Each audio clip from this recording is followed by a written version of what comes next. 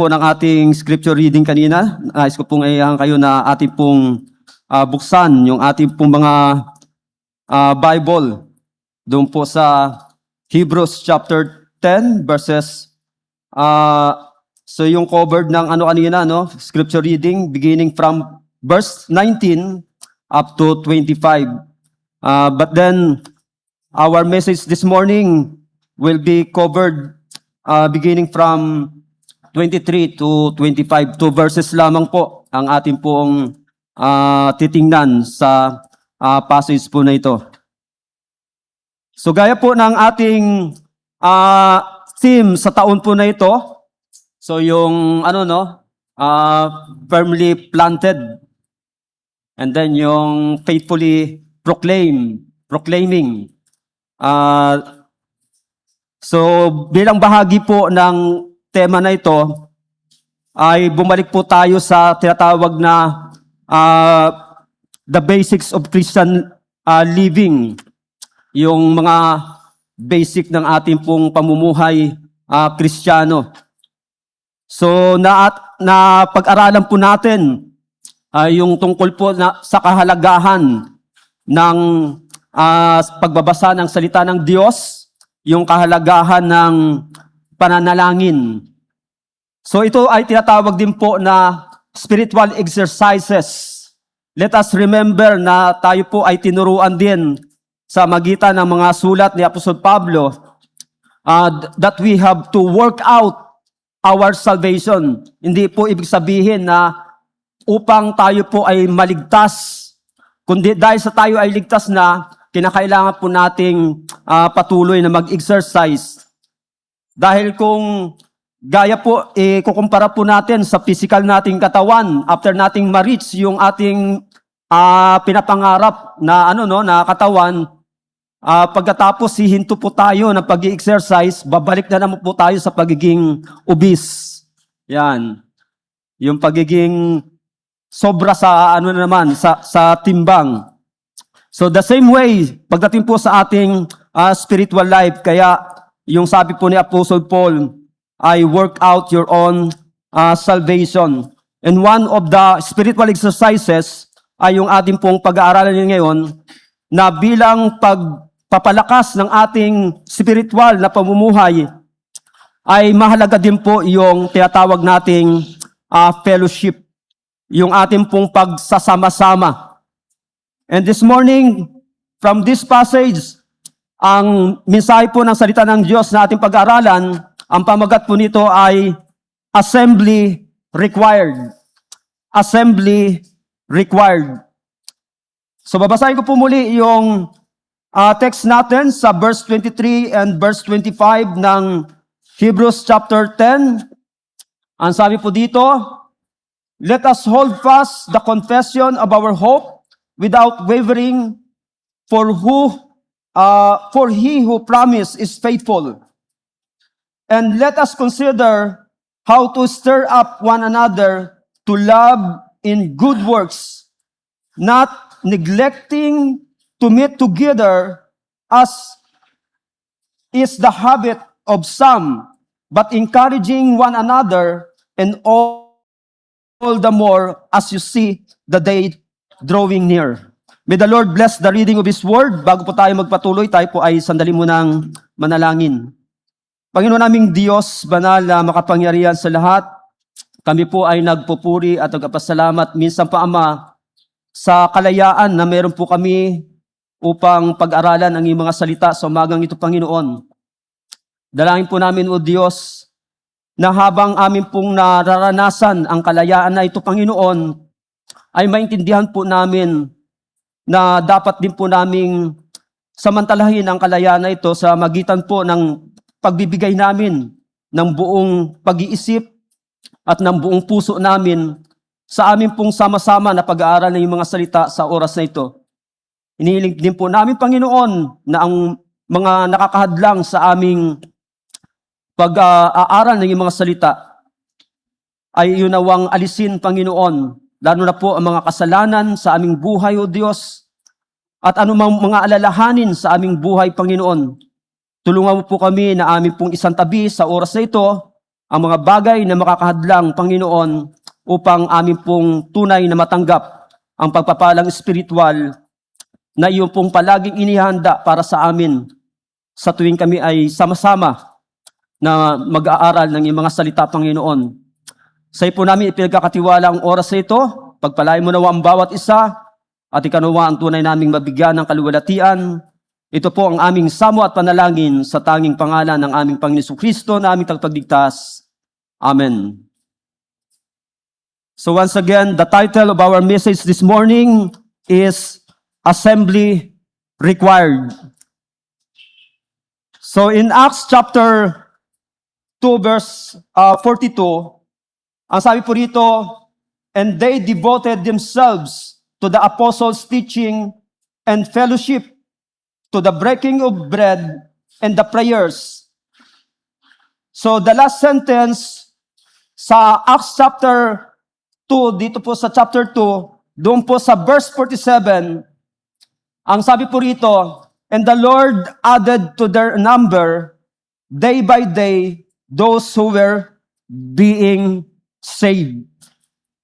So, and result doon sa kanila pong faithful na pagsama-sama, sa kanila pong fellowship, at doon po sa gawain na kanila pong mga gawain sa kanilang pagsama-sama, ay marami pong naidagdag na mga bagong mananampalataya sa kanilang bilang.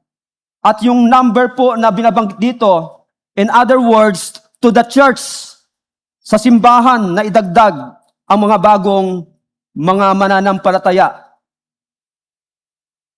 Marami pong mga Kristiyano sa panahon po natin ngayon na kanila pong kinakatwiran na faithful naman silang nagbibigay sa iglesia, sa simbahan. At kung ano-anong mga donation ang kanila pong ibinibigay sa gawain ng ating Panginoon. And then, all of a sudden, it give them the license not to join in the fellowship.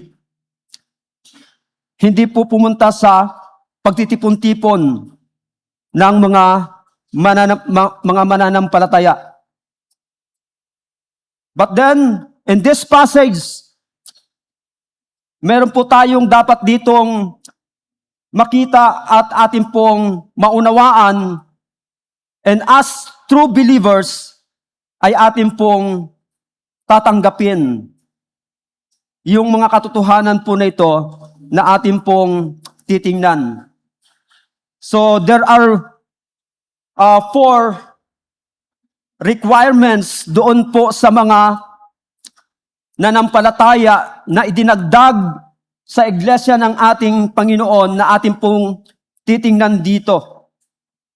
So, yung una, the first requirement is the confession of salvation requires assembly. So diyan po sa verse 24, sa unang bahagi, ang sabi diyan, and let us consider how to stir up one another to love and good works. So, habang ang isang mananampalataya ay inihayag niya po ang kanyang pagiging ligtas dahil sa kanyang pananampalataya sa ating Panginoon, he or she also required to join the assembly. So yan po yung unang requirement dito na ating makikita at ating matutunan sa katotohanan ng ating pong pagiging mananampalataya, ng ating pong pagiging ligtas.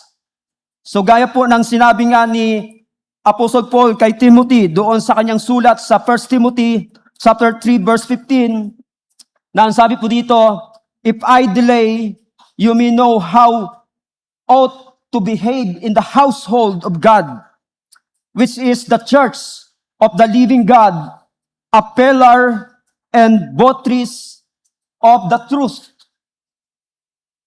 So makita po natin dito ang malinaw na katotohanan that there is a church and every believer is coming or are coming and joining the assembly in this church doon po sa pagtitipon-tipon sa iglesia na ito. At mayroon pong isang manggagawa na si William Willimon na sabi niya, the gospel does not make sense without the church. That makes it make sense.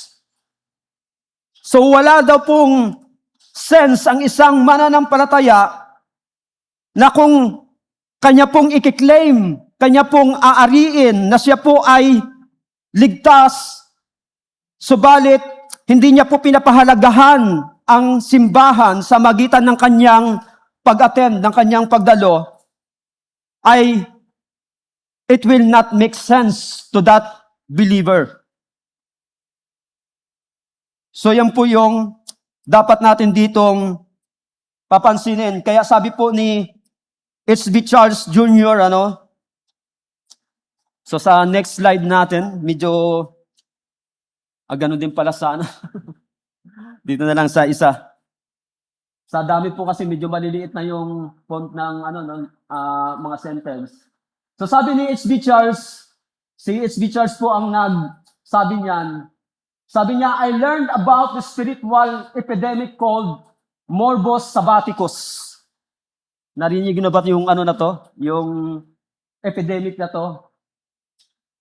In layman's term, it is known as Sunday morning sickness. So the symptoms are quite interesting.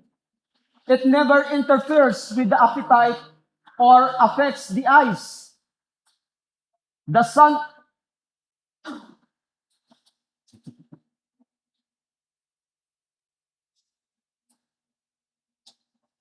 Hindi ko makita dito sa Yeah. The Sunday newspaper can be read with no pain, and watching television seems to help the victim. The only symptom is that you cannot get up and go to church. Strangely, you usually do not feel it on Sunday, but it hits when the morning comes, and it never lasts more than 24 hours. About the time Sunday morning services are over, the patient feels better. Monday morning, the patient is able to get up and go to work, but it has a way of striking again the next Sunday. And after a few weekly attacks, it may become chronic. So sabi ni H.B. Charles Jr., I am talking to someone who suffers from morbus sabbaticus. And I stand to tell you that you need to ask the great physician to heal you today, once and for all, from the dreaded disease that can strike death blow to your faith walk with Jesus Christ. So yan po yung epidemic na nangyayari madalas sa loob ng simbahan, yung tinatawag na morbus sabbaticus. So sound familiar po ba? Nakaka-relate po ba tayo na pagka sumapit na yung linggo, ay hirap na tayong bumangon at pumunta sa church? So may tawag po pala dyan. May tawag po pala dyan. Yan po yung morbus sabbaticus.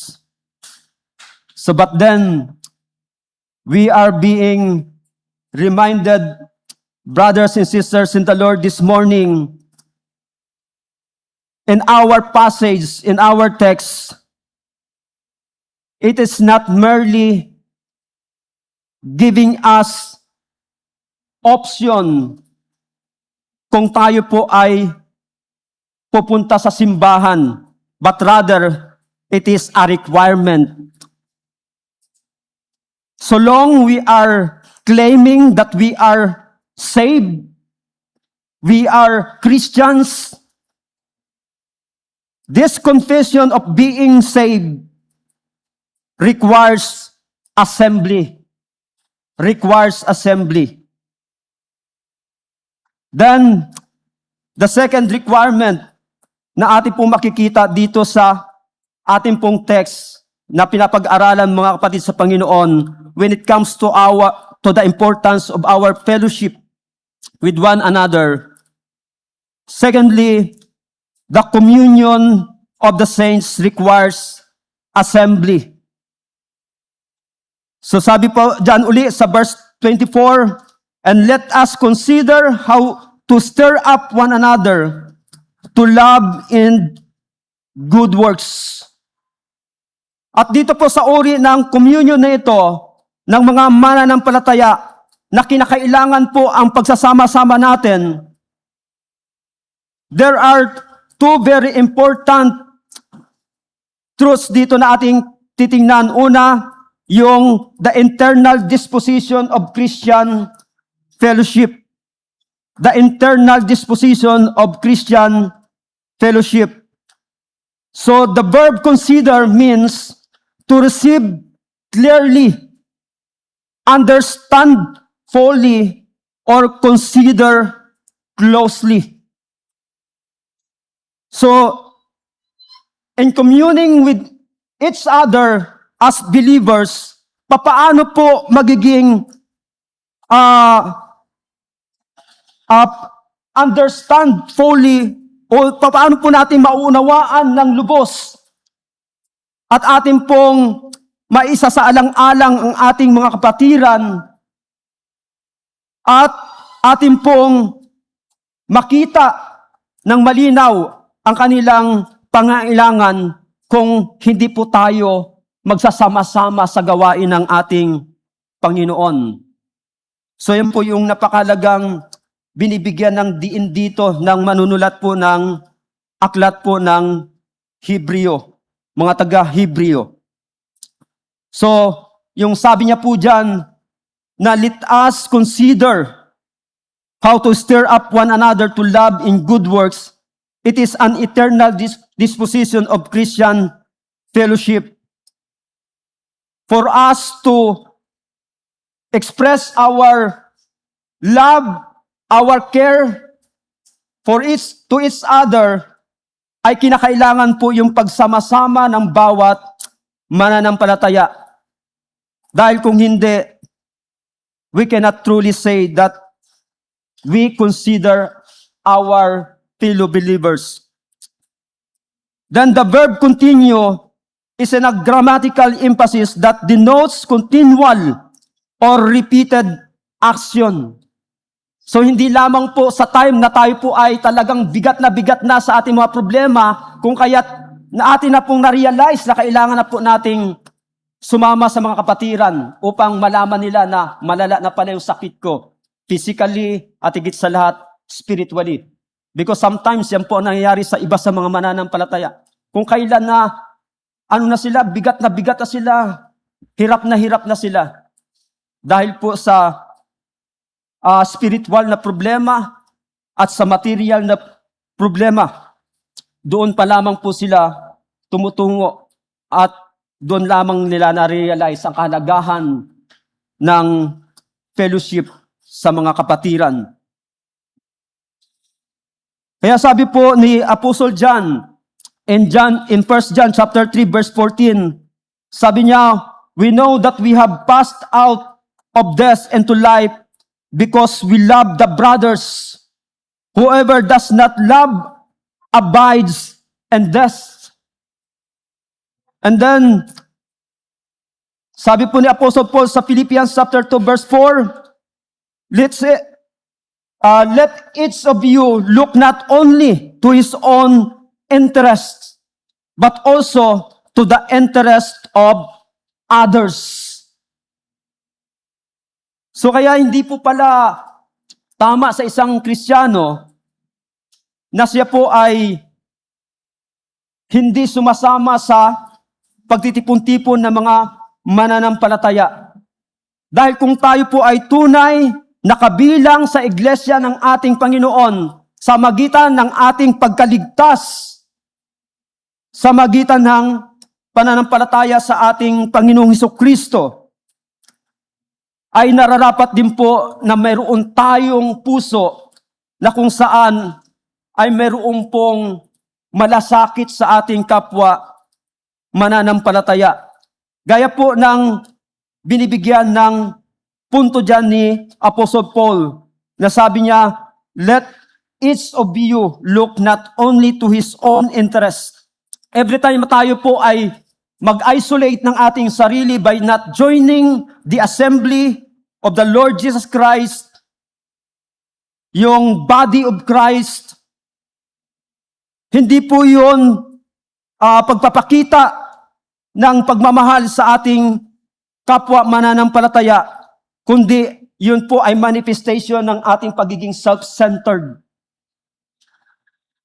Yung ating pong sasaalang-alang ng ating sarili at hindi po ng ating kapwa mananampalataya.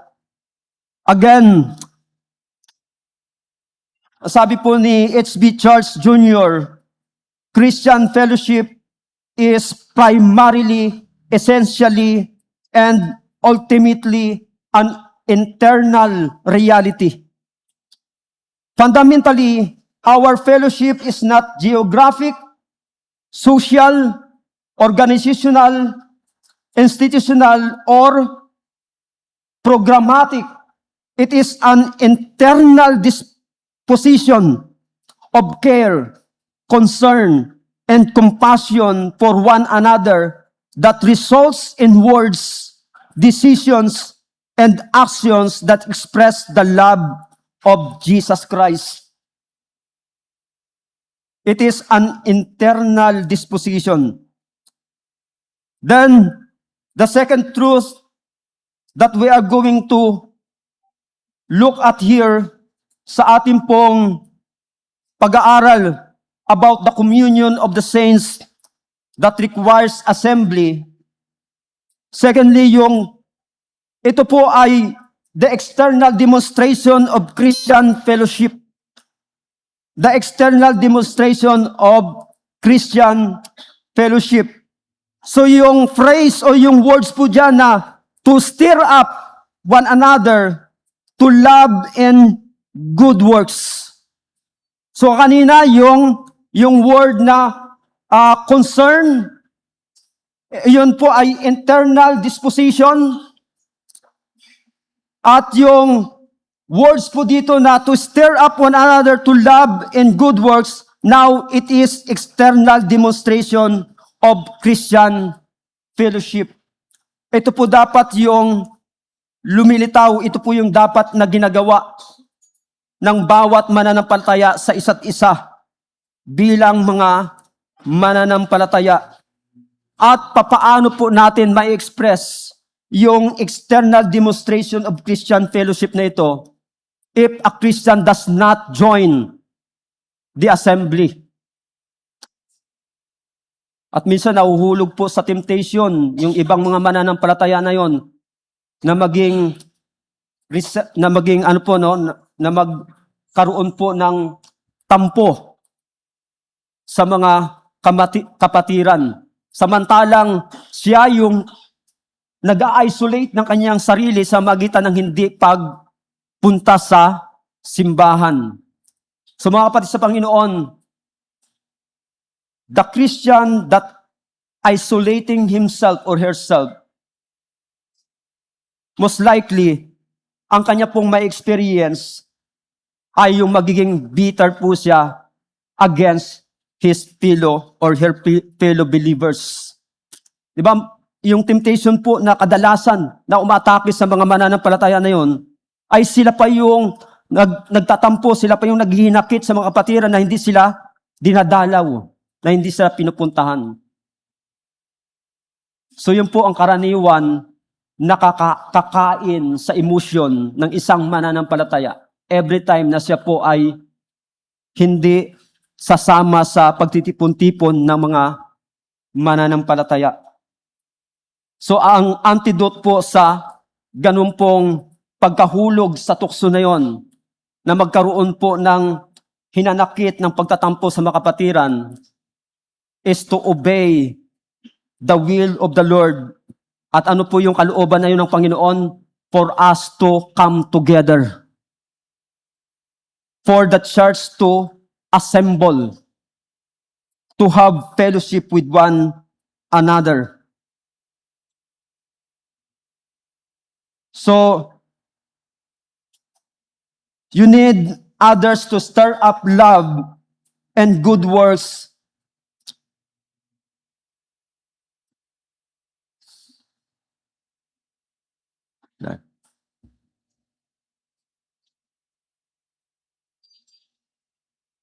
And stimulate. So you need others to stir up love in good works in and through you. So the King James Version uses the term provoke. So the NASB uses the word stimulate. The NIV uses the word spur. So these different terms translate a Greek term from which we get our English term proxim or paroxysm.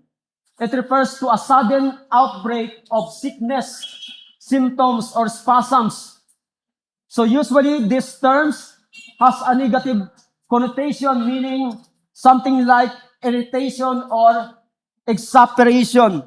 But then the author of the book of Hebrews used this term, yung stir up. Ginamit niya po yung words na ito upang bigyan po ng diin ang kahalagahan ng pagsasama-sama ng mga mananampalataya nang sa ganon ay ang bawat isa ay mahikayat, mapalakas na gawin po ang gaya po ng nabanggit dito na sabi po ng ating text, let us consider how to stir up one another to love and good works. We cannot do this, brothers and sisters in the Lord, if some of us does not join the assembly. So we have to understand how important your presence, our presence, by joining the assembly, by fellowshipping with one another. So kaya sabi po ng Proverbs chapter 27, verse 17, iron sharpens iron, and one man sharpens another. So the only time that a Christian can be sharpened by other Christian when we are fellowshipping with one another. Kapag tayo po ay magkakasama, mga kapatid sa Panginoon. Kaya it is right for a Christian na siya po ay manghina, siya po ay manatiling bata, at hindi po lalago sa kanyang pananampalataya if we are isolating ourselves and not joining the assembly of our Lord Jesus Christ. Ang pagsasama-sama po ng mga mananampalataya. And let us go to the third requirement na binanggit po dito ng author of the book of Hebrews and regarding to the importance of our fellowship ng ating pong pagsasama-sama. Pangatlo, dyan po sa verse 25 sa unang bahagi, ang sabi po rito, not neglecting to meet together. So dito makita po natin yung third requirement, yung the command of Scripture requires assembly. Dahil po sa utos ng banal na kasulatan, ito po ay nagre-require sa bawat mananampalataya na tayo po ay magtipon-tipon, magsama-sama, pumunta po dito sa church at hindi po doon sa kanya-kanyang tahanan. So dito may tatlo po tayong mandatory na titinan po dito. So una, your presence is mandatory. Your presence is mandatory. So again, in the first part of verse 25, sabi po rito, not neglecting to meet together. Not neglecting to meet together. So yung ginamit po dyan ay hindi po yung command na come to the church, but rather yung pagkasabi po dyan, not neglecting to meet together. Huwag pabayaan ang pagsasama-sama ng bawat isa. So dito po, kung atin pong kukunin yung context ng sulat na ito ng author ng Book of Hebrews, yung kanya pong sinusulatan dito ay yung mga mananampalataya na naka-experience po ng persecutions. At dahil sa persecutions po na yon, they are tempted not to get together, not to assemble dahil po sa persecution. That's why the author used the word not neglecting. Hindi po yung direct command na go to the church or join the assembly, but rather not neglecting to meet together. Dahil napapabayaan na po nila ang church, napapabayaan na po nila ang fellowship dahil po sa persecution na kanilang nararanasan. Pero ang napakaganda po, ang nakaka-inspire na ating pansinin dito mga kapatid sa Panginoon, and in spite of the situation of these believers, yung kanila pong kalagayan na sila po ay inuusig, at bagamat sila po ay natutukso na wag magsama-sama dahil sa persecution na kanilang naranasan, still, the Bible is commanding them to not neglect the assembly, na wag pabayaan ang pagtitipon-tipon. Maaring sasabihin natin, lalo na sa panahon po natin ngayon, na pwede naman sigurong, lalo na sa panahon na matindi ang persecution, ay kahit doon na lamang sa bahay, total, in spirit, ay kasama naman ako ng mga kapatiran. Diba, yan po ngayon ang kung ang tawag sa, ngayon, sa social media, ay yung nabuo yung word na viral. Yan yung napaka-viral na dialogue ngayon ng maraming mga Christian. Pastor, kahit wala naman ako sa church, nandyan naman ang espiritu ko. Di ba? Yun lang. Di ba? Sa Panginoon pa din naman yung puso ko eh. Di ba? Sounds familiar ba yung mga ganong dialogue? Yan. Pero hindi po yan ang makikita natin dito na pinapahintulutan at kalooban ng Diyos sa magitan ng sinasabi sa banal na kasulatan sa bahagi po na ito. Dahil yung mga naunang Kristiyano sa atin na first recipient of this letter, and in spite of their time na kung saan ay napakatindi po ng persecution, still they are being encouraged to not neglect the assembly. How much more the Christians today? Na kung ikukumpara po natin sa persecutions ng mga believers po na ito, ay wala po sa kalingkingan ang nararanasan po na persecution ng mga mananampalataya na ito. So napaka-irrelevant o irrelevant yung yung isang Kristiyano nagagamitin ang dialogue na, Pastor, pwede naman sigurong kahit wala ako sa church, yung espiritu ko ay kasama nyo naman. Ang puso ko ay sa Panginoon pa rin naman. So much more, yung mga mananampalataya po ngayon ay lalong masigit sa lahat na sinasabihan ng ating Panginoon, do not neglect the assembly. Huwag mong kakaligtaan ang sumama sa pagtitipon-tipon, kapatid. Kung ang mga mananampalataya na ito, sa kabila ng napakatindi nilang naranasan na persecution, ay hindi nagsabi ang Panginoon sa kanila, o sige, naintindihan ko kayo, na dahil sa persecution, kahit doon na lang kayo sa inyong bahay manambahan. But rather, ito po yung napakalinaw nating mababasa dito.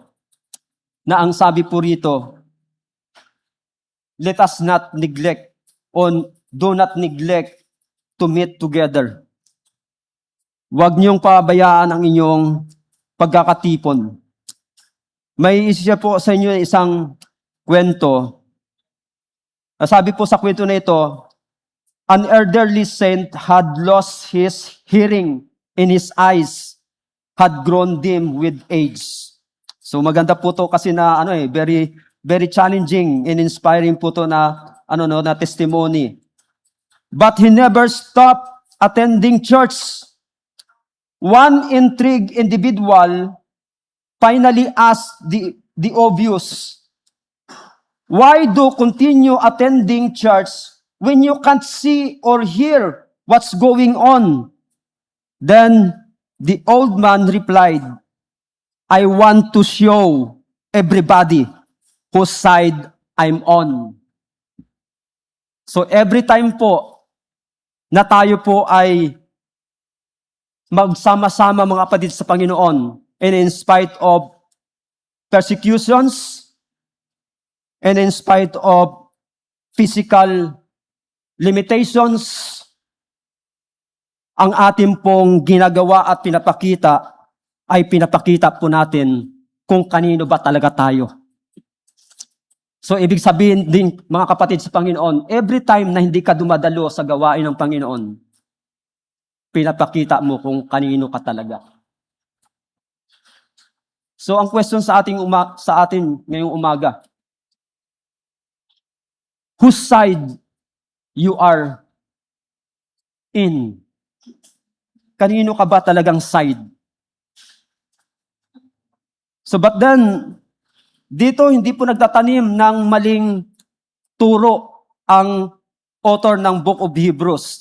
Ang sinasabi po rito sa atin ng sumulat ng Book of Hebrews, if you are truly saved, if you are truly and genuine Christian, then you will not neglect the assembly of believers. So, your presence is mandatory. Hindi po ito optional. Then secondly, na katotohanan na ating pong titingnan dito, your participation is mandatory. Your participation is mandatory.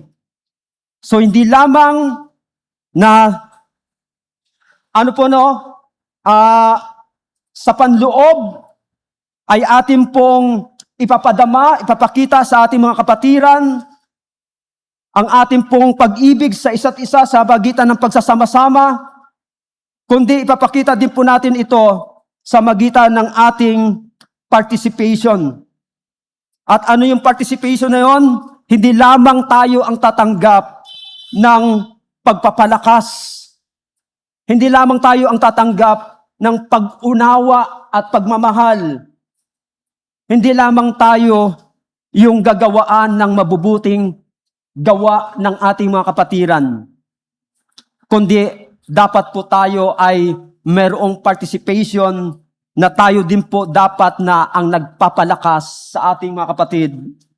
Tayo po dapat ang nagbibigay ng pangunawa ng pagmamahal sa ating mga kapatid. Tayo po dapat ang gumagawa ng mabubuting gawa sa ating mga kapatid. Kasi minsan na nangyari po sa loob ng simbahan, napaka one-sided minsan po, na yung ibang mga Christian lamang ang laging nagpapalakas sa ibang mga mananampalataya. Yung ibang mga mananampalataya lamang minsan ang laging umuunawa at nagpapadama ng pag-ibig.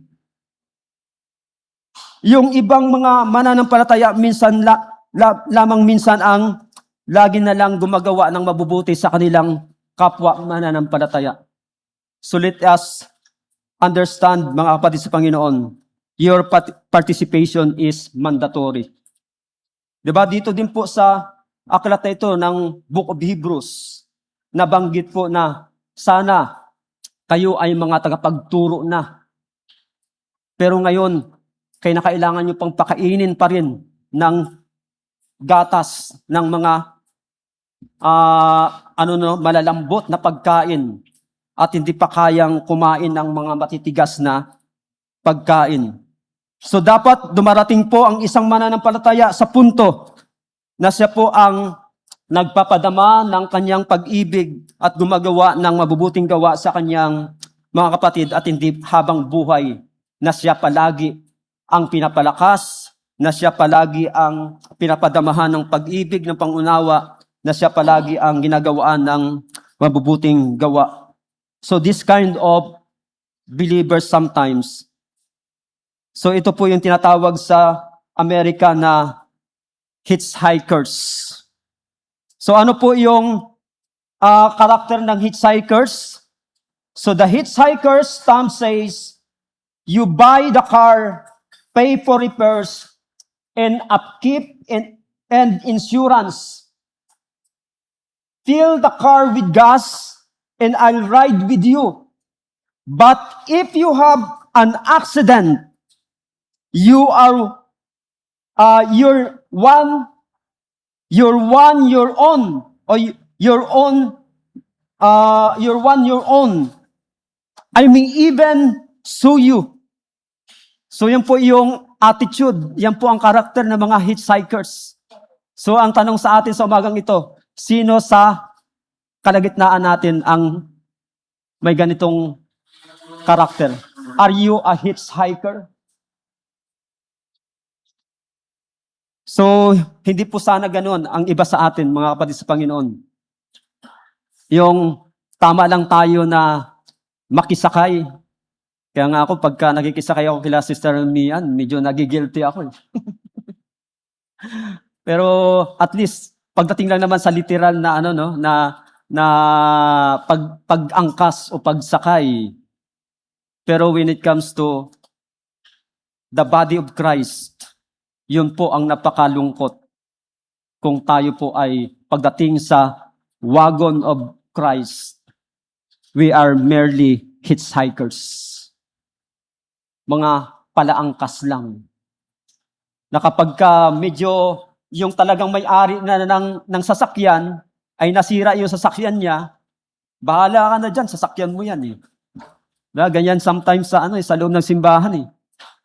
Kayo ang deacon dyan, kayong pastor dyan, kayo ang officers dyan, bahala kayo dyan. So yan po yung hitchhikers mentality. Ay sana walang hitchhikers dito sa atin sa umagang ito. Then the fourth and last requirement dito na atin pong papansinin mga kapatid sa Panginoon. Diyan po sa last part ng verse 25, ito po yung the coming of the Savior requires assembly. So yung phrase, yung words, na mapansin po natin dyan sa huling bahagi ng verse 25, na sabi dyan, and all the more as you see the day drawing near. So habang atin pong hinihintay, ibig sabihin, ang pagbabalik ng ating Panginoon, let us not stop in coming together and assembling together. Hindi po dapat tayo humihinto ng pagsasama-sama.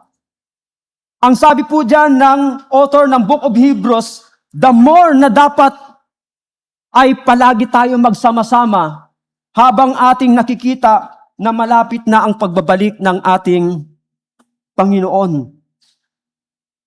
Kaya sabi po ni Apostle Paul sa 2 Thessalonians chapter 2 verse 1, now concerning the coming of our Lord Jesus Christ and our being gathered together to Him, we ask you, brothers. So ang hiling dyan ni Apostle Paul din, magsama-sama tayo habang ating hinihintay ang muling pagbabalik ng ating Panginoon. So because of this truth, brothers and sisters in the Lord, it is not right for a Christian to isolate himself or herself by not joining the assembly, by not coming together, by fellowshipping with one another. So it is very clear, mga kapatid sa Panginoon, that fellowship of one another, of every believer, is essential. Napakahalaga po ng pagsama-sama ng mga kapatiran. And as a matter of fact, gaya po ng ating nakita po dito, it is required for every believer. Required po sa bawat mananampalataya. So, when it's required, failure to come together to join the assembly, ito po ay nangangahulugan na hindi tayo sumusunod sa kalooban ng ating Panginoon. At habang hindi natin sinusunod ang kalooban ng ating Panginoon, we continually sinning against our Lord Jesus Christ by not giving importance the fellowship with one another. So in conclusion, mga kapatid sa Panginoon, so napakaganda po yung lyrics ng ng awit na yung that tie that binds that nasabi po sa na to, sa awit na ito, bless the tie that binds our hearts in Christian love. The fellowship of kindred minds is like to that above. Before our Father's throne, we pour our ardent prayers, our fears, our hopes, our aims, are one, our comfort, and our cares. So ito po yung benefits, ito po yung purpose ng kahalagahan ng pagsasama-sama ng mga kapatiran. We can share the burdens of other believers. If you are the one who carry that burden, you can share it to others. Pero kapag hindi po tayo nagsasama-sama, you will bear that burden alone. And lastly, di ba, ang famous po na laging ginagamit na illustration, yung isang tumpok ng uling na nagbabaga. Get one piece ng tumpok ng na yon, ng buwabaga na uling. Ihiwalay mo mag-isa. Ano po ang karaniwan na nangyari doon sa isang piece ng uling na yon? Gradually, the flame doon sa uling na yon ay unti-unti pong nawawala. The same with Christian na hindi po magjo-join sa pagsasama-sama ng mga mananampalataya. Time will come, siya po ay manghihina. Siya po ay manghihina. At upang atin pong ma-avoid, atin pong maiwasan yung nakakalungkot na nangyayari na yon sa marami sa mga kapatiran, let us understand, brothers and sisters in the Lord, assembly is required. Nire-require po sa bawat isa sa atin ang pagsasama-sama dahil ito po ay kalooban ng Panginoon. Ito ay nakakaluwalhati sa iyong Panginoon na sinasabi mong nagligtas sa iyo. At ito ay para sa ating kabutihan, sa iyo at sa aking kabutihan.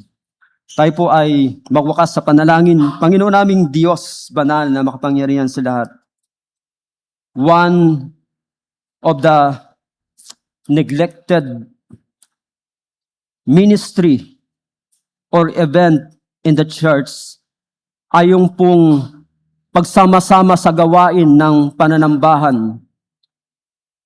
Ang fellowship, Panginoon. Amin pong narinig at minsan kami mismo ang gumagamit ng mga salita na yun, Panginoon, na to justify yung amin pong mga pansariling kagustuhan na ayaw po namin na kami ay naaabala sa magitan ng pagtungo sa gawain ng pagsasama-sama ng mga kapatiran, ay yung sinasabi ng maraming mga Kristiyano ngayon na kahit wala sila sa church, ang kanilang puso't isipan ay nasa gawain ng Panginoon. So we thank you so much, O Lord, na once again, we are being reminded from the passage na amin pong pinag-aralan sa umagang ito,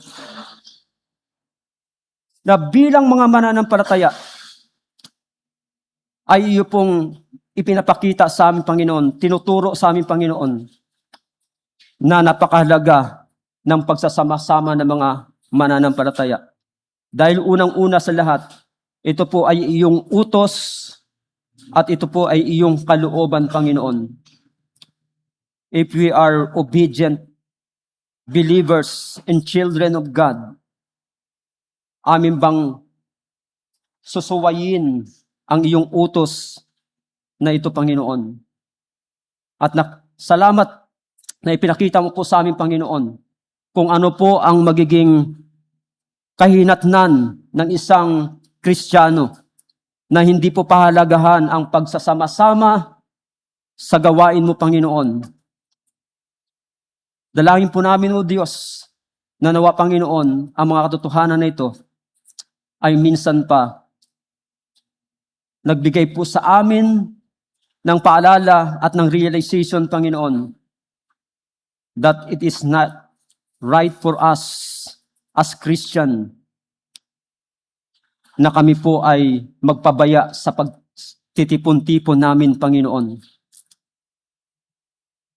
Kundi ang nararapat sa amin, Panginoon, bilang tunay na mga iniligtas ni Kristo, ay sundin namin ang iyong utos. Nasabi po sa mga talata na ito, do not neglect your assembly. Huwag niyong pababayaan ang iyong pagsasama-sama. So therefore, the assembly, the fellowship is required, not an option. Ito po ang aming samo at panalangin sa tanging pangalan ng aming Panginoon Kristo. Amen.